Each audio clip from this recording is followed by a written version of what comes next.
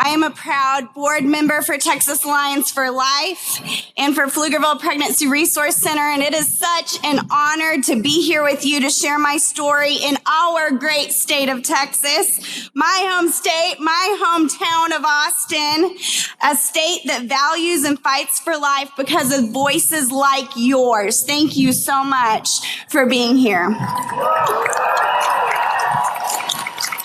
I'm thankful for Governor Abbott, his willingness to not compromise on the life issue and sign into law bills like the Texas Heartbeat Bill that has saved countless lives and the Born Alive Infant Protection Act that protects lives just like mine.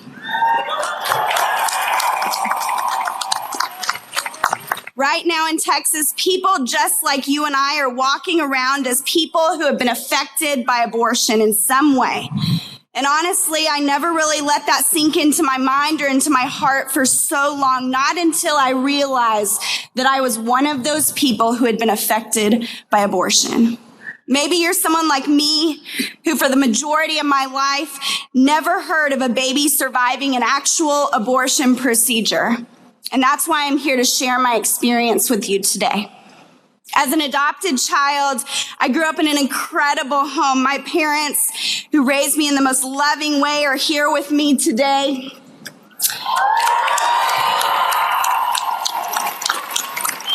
I knew that being adopted was a gift, but I never thought about my actual life being a gift or even a miracle until I met my birth mother 12 years ago.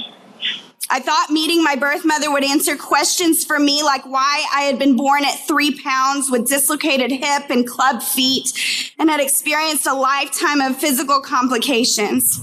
I was excited to thank my birth mother for my family and for my life, and I did. But I never could have imagined what happened next. As I thanked my birth mother, she broke down into tears, the most painful tears I have ever witnessed to this day. And she shared about being pregnant with me at 13 years old, being told that abortion was her only option, being surrounded by adults who never once asked her how they could support her or what her choice would have been.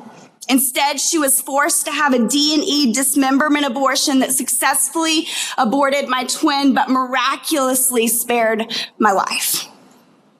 It was the most painful experience of her life, and she had kept it a secret for 21 years until she met me. Finding out I was a twinless twin and an abortion survivor was the single most altering moment of my entire life. It made sense of those medical complications and so many things in my life. But in that moment, as my birth mother shared my reality with me, I couldn't even think about that. I couldn't even think about myself. All I recognized in the room that day was my birth mother's tears. After I went home and I began to navigate my new reality and what had happened to my birth mother. And that day I vowed to use my experience to encourage women like my birth mother who are desperately looking for someone to walk alongside them and tell them that they can do it.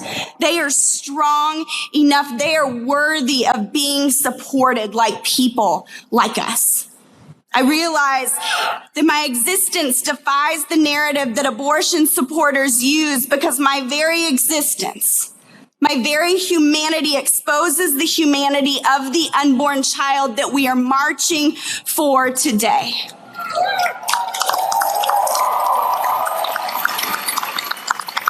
Because when you look at my face today, you're literally looking at the face of my twin who was dismembered in the womb in the name of choice right next to me.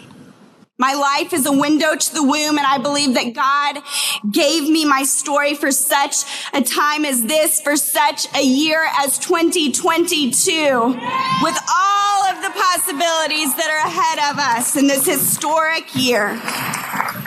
Right now, this year, we are not living in a time where we can afford to stay silent or stay in our comfort zones or refuse to speak truth. Not when it means life or death for someone like me. Someone like my twin. Just like I had a choice to stand on this stage and share about the most uncomfortable, painful truth of my life. You have a choice today. Don't just come to a rally once a year. Choose to be a person that every single day chooses to have integrity. A person who doesn't compromise on issues that matter to the heart of God, and what we're doing here today, it does. A person who boldly stands for life and things that are wise and are true, and who walks alongside women like my birth mother and families like mine. It matters for generations to come. It matters for my children who are here with me today, who wouldn't have a mother if I hadn't survived my birth mother's abortion. And it matters for someone like you. Right here, right now in our great state of Texas, let's set an example for the rest of the country, the rest of the world, that we will not compromise. And we will continue to fight for truth and for life. Thank you so much for being here.